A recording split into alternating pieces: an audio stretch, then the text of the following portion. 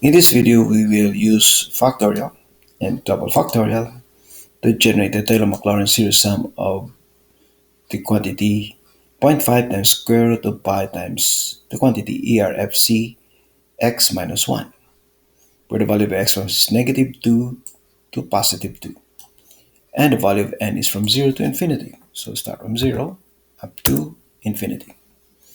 And here we have the summation of a times x to the power 2n plus 1, where a is in factorial or double factorial. We start with the factorial. So array formula, the negative 1 raised to the power the quantity n plus 1, n plus 1, divided by, there are two parts of the denominator, factorial n. So we copy these values of n, f3 to f19, and we continue. That's factorial of n. The second part, the quantity 2n plus 1, 2 times n plus 1. Then enter. Now the double factorial, which is equal to array formula minus 1 raised to the power the quantity n plus 1. That's the first part. The second part is 2 to the power n, 2 raised to the power n. And the third part is double factorial to n minus 1. So factorial double, or double factorial 2 times n minus 1. So that's the numerator, the three parts.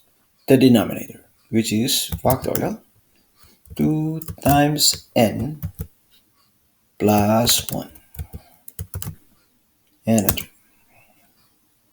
So these values are exactly the same, except for the first item. We'll correct that. So we use the if function. If n equals 0, then minus 1. Now they're exactly the same. Now we can continue with the Taylor-Maclaurin series sum. So array formula, series sum of the x values raised to the power 2n plus 1. 2n plus 1, where n is from 0 to infinity. So n plus 1, so this starts from 1. That's at n equals 0, so it's starting is 1. Incremented by 2, 4, 6, so 3, 5, 7, 9, so incremented by 2. And the coefficient a will be this range. You can also use the factorial range. Now we'll chart this. Insert chart.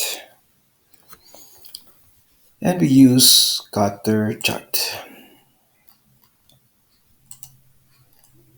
Use row 1 as header, column A as label, and we customize to show the trend line. Trend line, polynomial to the 8th degree. For the label, use the equation. For the legend, position at the bottom. And here's our trend line and polynomial. Next, we continue with the ERFC function. We begin with this array formula, ERFC of the x values.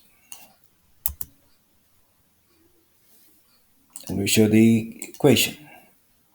Edit chart, trend line, polynomial to the 8th degree, and use the equation as label.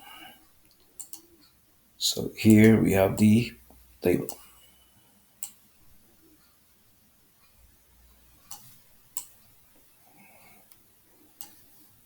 Then continue. That is ERFC minus 1. So subtract 1, minus 1.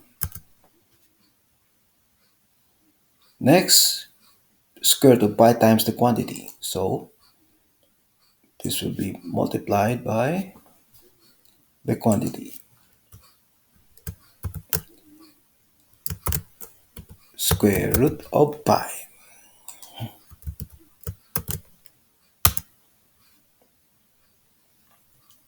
And finally, we multiply 0.5. So times 0.5.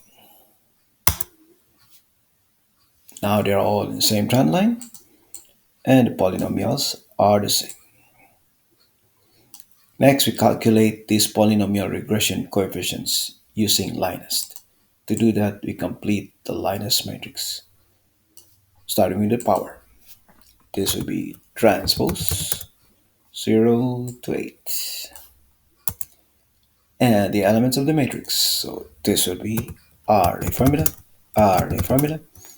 of the x values raised to the power 0 to 8.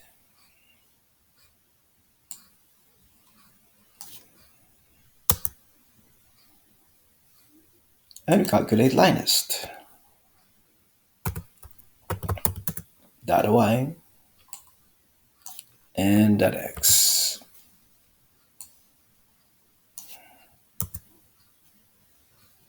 And this would be LINEST dot y and dot x. And let's compare.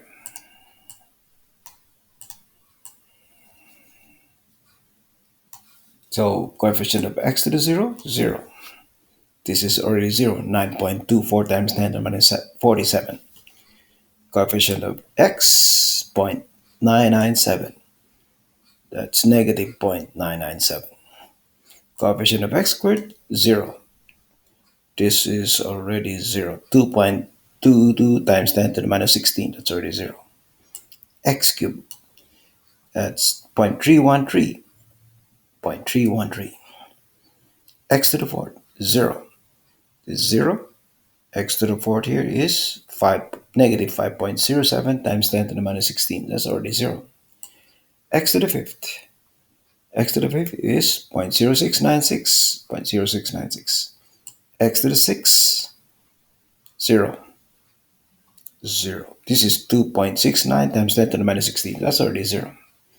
X to the 7, 6.54 times 10 to the minus 3. 6.54 times 10 to the minus 3. X to the 8. This is 0.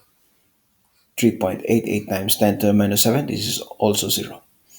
That's because we use our double factorial. Suppose we use the factorial. So we'll do that. We'll change this. We'll use factorial. Then enter. We still get the same polynomial regression coefficients. Our polynomials are still the same. The trend line is still the same. The data sets are still the same. This completes the use of double factorial to generate the Taylor-Maclaurin series sum of ERFC in this form 0.5 times square root of pi times the quantity ERFC x minus 1.